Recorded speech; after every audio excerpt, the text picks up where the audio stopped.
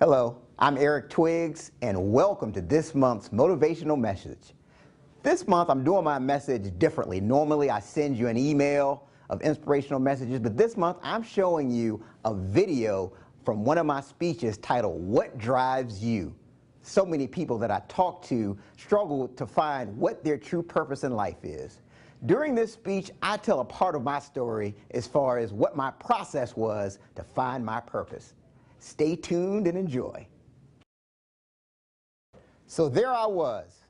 It was my senior year at Hampton University, and I was having the following conversation with my friend Donnell. Donnell, now that we're finally seniors, what are your plans after graduation? Eric, it's always been my dream to be a Marine Corps officer. What about you? I don't know. But I do know this. I'm going to that frat party on Friday night. Eric, you really need to get serious and stop wasting your time. Yes, I know. But the good news is that we're both still young, and we have plenty of time to figure that out. 3 weeks later, I received a call from Donnell's mother telling me that he was killed in a car accident. Maybe I don't have the time that I think. Mr. Toastmaster, fellow Toastmasters and honored guests, my friend's death served as a wake-up call that started me on my journey towards self-discovery. Today, I'll share with you the lessons that I learned along the way. My friend and I were alike in several ways. He was from the D.C. area, and I'm from the D.C. area. He was in a fraternity, and I'm in a fraternity. He was clear about his purpose, and I clearly wanted to party. I thought the whole point of college was to have a good time, to graduate, and then get a high-paying job. I couldn't understand why Donnell would wake up at 5 o'clock in the morning just to do military drills. Now, why would someone wake up early to jump out of an airplane that's not broken? But my friend's death taught me that time was precious. So I thought that my purpose was to make as much money as I could as soon as possible. So after Donnell's funeral, I had this renewed sense of urgency to climb the corporate ladder. 7 years later, I'd reached the top of that ladder. I wish you could have seen me. I was a 29-year-old silver BMW driving executive. I was a district manager for a national automotive chain with 500 employees that reported to me. We had just won an award for having the most profitable district in the entire organization.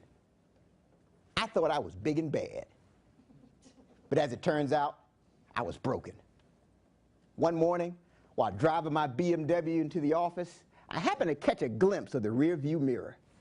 And the person that I saw looking back at me was someone who dreaded going into work. But how could this be? I was making more money than my father ever made, and I had the car to prove it. Well, since I looked up to my dad, I thought it would be a good idea to share with him how I was feeling. Dad, I hate my job, and I'm about to turn in my letter of resignation. Son, believe me, I understand. But what's your next move? I'm not sure, but maybe quitting will buy me the time to figure that out. Eric, I love you to death, but you moving back home is off the table. So before you decide to quit, ask yourself these questions. What are you passionate about? And when do you feel driven? And as I reflected on my father's questions, I remembered the following quote from Michael Josephson. It's not what you drive, it's what drives you. Now I understood why Donnell woke up at 5 o'clock in the morning. His dream to become a Marine was driving him. And then upon further reflection, I realized that I felt the most passion when I was helping business executives and delivering speeches. And once I gained this level of clarity, It set off an interesting chain of events. First, my company called and they offered me a job as a training instructor, which positioned me in my passion for public speaking. Soon after that, the company that I work for today, they called and they offered me a job as a business coach, even though I never sent them a resume. These experiences taught me that once you get clear on your vision, you'll attract your passions. I thought I was waiting on the right opportunity, but as it turns out, the right opportunity was just waiting on me. So here I am. My life is much better today. I spend most of my time helping business executives and delivering speeches.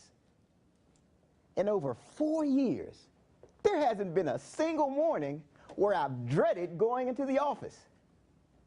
I wish you could see me as I drive around in my silver Toyota Camry.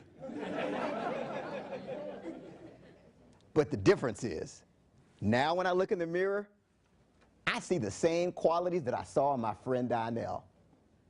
Clarity of purpose and passion. What do you see when you look in the mirror?